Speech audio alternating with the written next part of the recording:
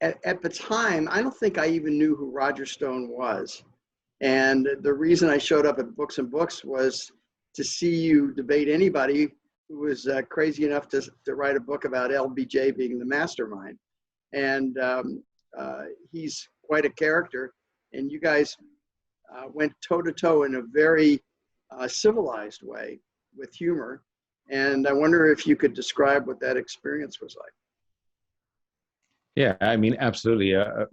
Roger is really an interesting character because now he's become larger than life, and the Netflix stories about him, and that we all know the front page stories he's had over his prosecution, and it seems to me that Roger is somebody who is not bothered by the facts. They just don't matter to him. He's going to tell you a good story, and the facts are just inconvenient little things that keep popping up. And I keep getting hung up on the idea that facts are important, and he doesn't. He just shrugs them off. It's remarkable to me because it's hard to have a debate with him because you think you're having a debate on the issue. You can't actually pin him down to anything. He just sort of moves away from it and comes up with something else and goes on the attack again.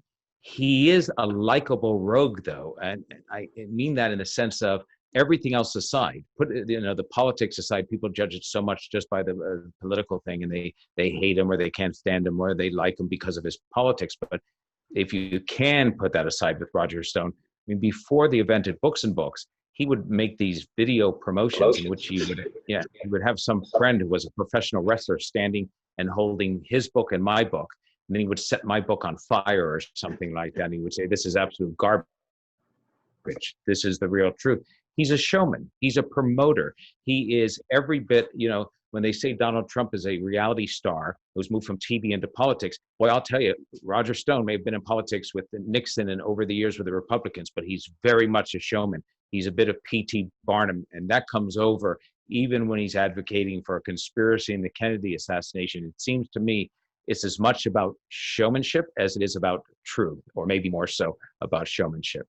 And one of the things is, I think that you'll appreciate this. Some people may forget this. Those who don't know it don't realize I'm a lawyer in another life, it seems like. So as a lawyer, we used to go at each other's throat. You had somebody on the opposing side of an issue, you'd be fighting for your client as strong as possible. You'd be going for the jugular for the attorney. And then after the case was over, even though in the courtroom you were bashing each other on the head, you'd say, "Let's go for a drink." That often happens in the law. You don't take the vigorous, hardcore debate in a personal sense. And certainly that's the case with Stone. I think that many people tuned in, I think it was live streamed on Facebook, expecting to see a bloodbath, meaning that one of us would hurl the other one to the floor and hold them down until they screamed "uncle." And as you said, it was very civil because that's part of that give and take.